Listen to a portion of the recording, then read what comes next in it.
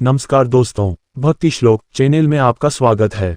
ये है विष्णु जी के मत्स्य अवतार। मत्स्य अवतार भगवान विष्णु के प्रथम अवतार है। मछली के रूप में अवतार लेकर भगवान विष्णु ने एक ऋषि को सब प्रकार के जीव जंतु एकत्रित करने के लिए कहा और पृथ्वी जब जल में डूब रही थी तब मत्स्य अवतार में भगवान ने उस ऋषि की नाव की रक्षा की। इसके पश्चात ब्रह्मा ने पुनः जीवन का निर्माण किया। एक दूसरी मान्यता के अनुसार एक राक्षस ने जब वेदों को चुरा कर सागर की अथाह गहराई में छुपा दिया तब भगवान विष्णु ने मत्स्य रूप धारण करके वेदों को प्राप्त किया और उन्हें पुनः स्थापित किया। मत्स्य अवतार की कथा। एक बार ब्रह्मा जी की असावधानी के कारण एक बहुत बड़े दैत्य ने वेदों को चुरा लिया। उस दैत्य का नाम हयग्रीव था। वेदों को चुरा लिए जाने के कारण ज्ञान लुप्त हो गया। चारों ओर अज्ञानता का अंधकार फैल गया और पाप तथा अधर्म का बोलबाला हो गया।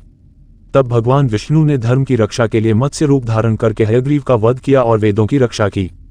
भगवान ने मत्स्य का रूप किस प्रकार धारण। इसकी विस्मयकारिणी कथा इस प्रकार है। कल्पांत के पूर्व एक पुण्यात्मा राजा तप कर रहा था। राजा का नाम सत्यव्रत था। सत्यव्रत पुण्यात्मा तो था ही, बड़े उदार हृदय का भी था।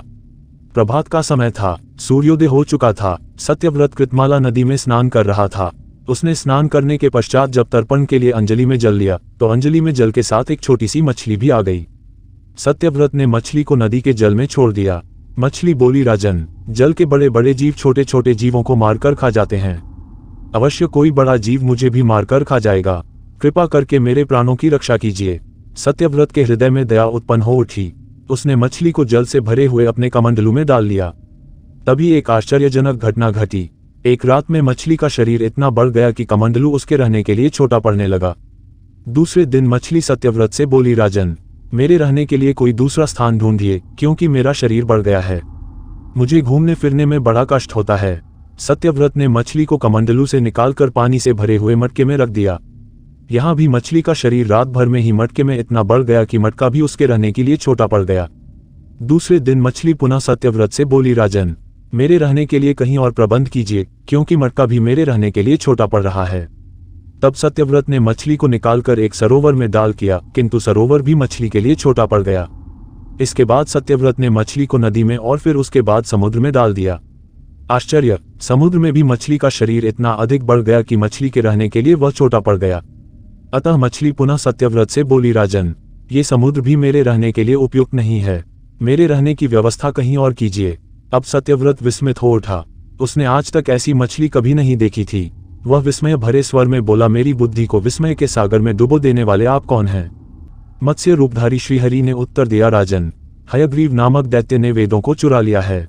जगत में चारों ओर अज्ञान और अधर्म का अंधकार फैला हुआ है। मैंने हयग्रीव को मारने के लिए ही मत्स्य का रूप धारण किया है। आज से 7वें दिन पृथ्वी प्रलय के चक्र में फिर जाएगी। समुद्र उमड़ उठेगा, भयानक वृष्टि होगी, सारी पृथ्वी पानी में डूब जाएगी। जल के अतिरिक्त कहीं कुछ भी दृष्टिगोचर नहीं होगा। आपके पास एक नाव पहुंचेगी। आप सभी अनाजों और औषधियों के बीजों को लेकर सप्त ऋषियों के साथ नाव पर बैठ जाएगा। मैं उसी समय आपको पुनः दिखाई पड़ूंगा और आपको आत्मतत्व का ज्ञान प्रदान करूंगा। सत्यव्रत उसी दिन से हरि का स्मरण करते हुए प्रलय की प्रतीक्षा करने लगे। 7वें दिन प्रलय का दृश्य उपस्थित हो उठा। समुद्र भी उमड़कर अपनी सीमाओं से बाहर बहने लगा। भयानक वृष्टि होने लगी। थोड़ी ही देर में सारी पृथ्वी पर जल ही जल हो गया। संपूर्ण पृथ्वी जल में समा गई। उसी समय एक नाव दिखाई पड़ी। सत्यव्रत सप्त ऋषियों के साथ उस नाव पर बैठ गए। उन्होंने नाव के ऊपर संपूर्ण अनाजों और औषधियों के बीज भी भर लिए। नाव प्रलय के सागर में तैरने लगी। प्रलय के उस सागर में उस नाव के अतिरिक्त कहीं भी कुछ भी नहीं दिखाई दे रहा था। सहसा मत्स्य रूपी भगवान प्रलय के सागर में दिखाई पड़े। सत्यव्रत और सप्त ऋषि गण मत्स्य रूपी भगवान की प्रार्थना करने लगे। भगवान से आत्मज्ञान पाकर सत्यव्रत का जीवन धन्य हो उठा। वे जीते जी ही जीवन मुक्त हो गए। प्रलय का प्रकोप शांत होने पर मत्स्य रूपी भगवान ने हयग्रीव को मारकर उससे वेद छीन लिए। भगवान ने ब्रह्मा जी को पुनः वेद दे दिए। इस प्रकार भगवान ने मत्स्य रूप धारण करके वेदों का उद्धार तो किया ही, साथ ही संसार के प्राणियों का भी अमित कल्याण किया।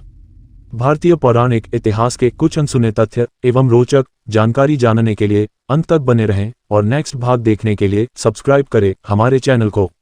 धन्यवाद।